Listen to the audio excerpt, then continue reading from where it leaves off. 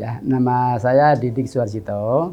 Saya sehari-hari di Fakultas Kehutanan dan Lingkungan Institut Pertanian Bogor.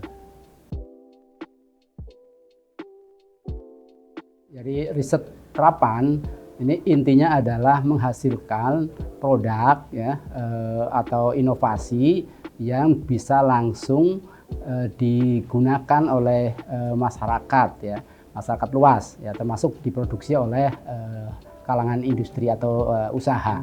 Ya, jadi produk langsung itu yang bisa digunakan oleh masyarakat, itulah ciri khas dari riset terapan ya.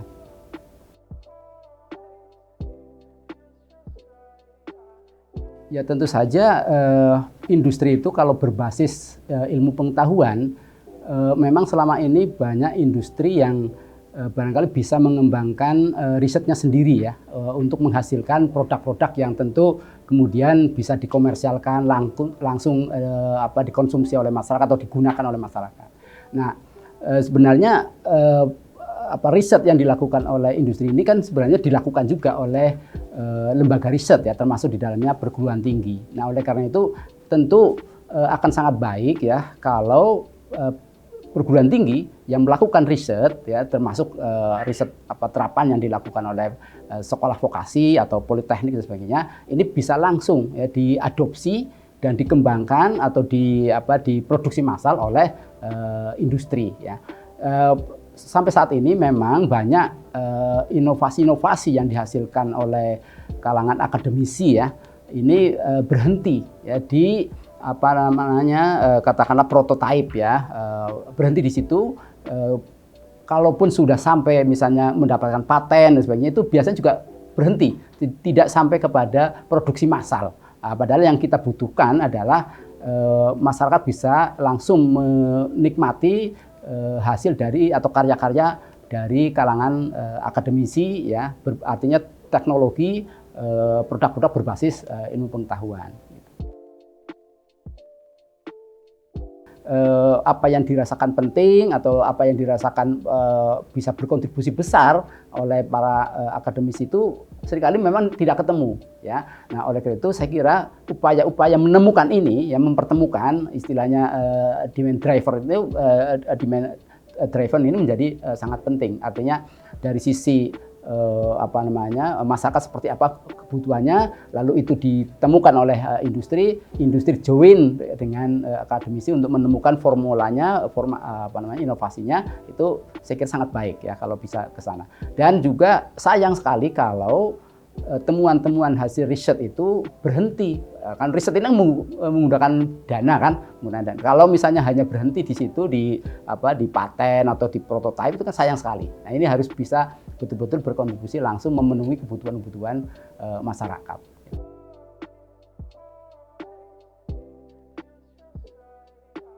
Ya banyak hal yang menarik ya. Saya perhatikan ini kan banyak melibatkan teman-teman yang dari sekolah vokasi atau politeknik ya. Tetapi nampaknya juga tidak semua, ini kan dosen ya, kebanyakan dosen ya.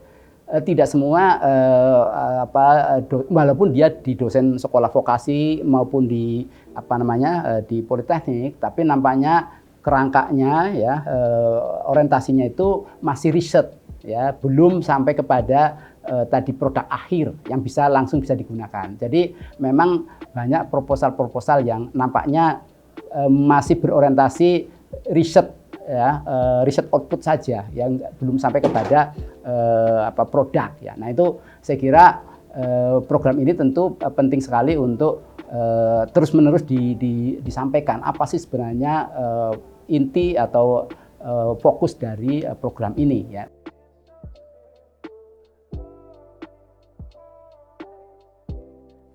Ya, yang pertama saya kira yang paling penting ya itu adalah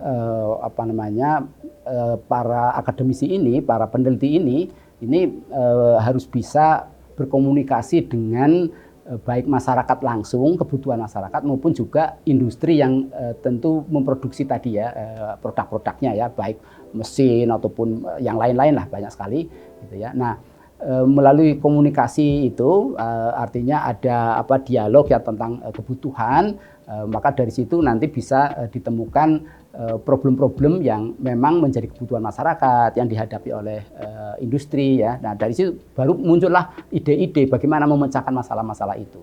Ya, kadang-kadang kan akademisi itu masalah menurut pandangan dia ya, bukan pandangan yang membutuhkan solusi ya gitu ya. Nah, jadi itu saya kira langkah-langkah yang harus ditempuh ya. Saya berharap begini. Jadi memang penting sekali dipetakan pertama kali ya, dipetakan riset-riset akademik ini dipetakan, lalu dari sekolah vokasi itu tidak mulai riset dari awal. Nah, kemarin tuh saya juga melihat ada proposal-proposal itu tadi ya saya sudah sampaikan di awal bahwa ada yang memang orientasinya masih akademik gitu ya. Ada juga yang sudah sampai ke sana tapi riset awal akademiknya dimulai. Harusnya nggak begitu. Harusnya dia tidak usah riset sendiri kalau yang ini ya, tapi dia langsung menindaklanjuti riset-riset yang di bidang ini. Nah, itu akan menghemat.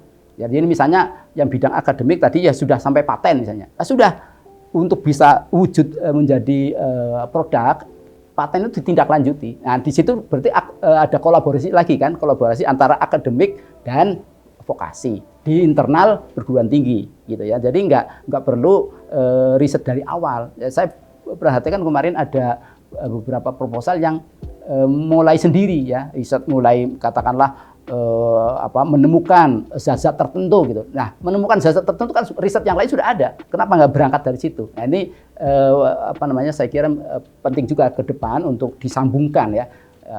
Toh payungnya sama ya, dari kementerian yang sama, beda direktorat jenderalnya, di situ dikomunikasikan. Ya, jadi memanfaatkan temuan-temuan yang katakanlah tadi belum bisa ada lanjutan sampai kepada produk, dari situlah tindak lanjutnya diteruskan ke vokasi atau politeknik. Saya kira gitu. Ya, tentu perlu ada dukungan kebijakan pemerintah dalam hal ini, karena saya perhatikan dari kalangan industri sendiri sebenarnya sudah punya inisiasi seperti itu ya. Mereka punya kemauan-kemauan dan memang sudah berjalan begitu.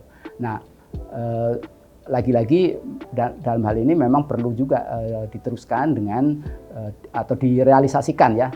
Saya sering mendengarkan dari kalangan industri, dari kalangan akademis ini kan tadi ya kesulitan untuk mewujudkan hasil temuannya itu. Nah, diharapkan ini dorongan ini diperbesar lagi ya, diperbesar dan manfaatnya atau orang-orang yang terlibat, akademisi yang terlibat itu lebih masif lagi lah begitu ya, lebih masif gitu ya.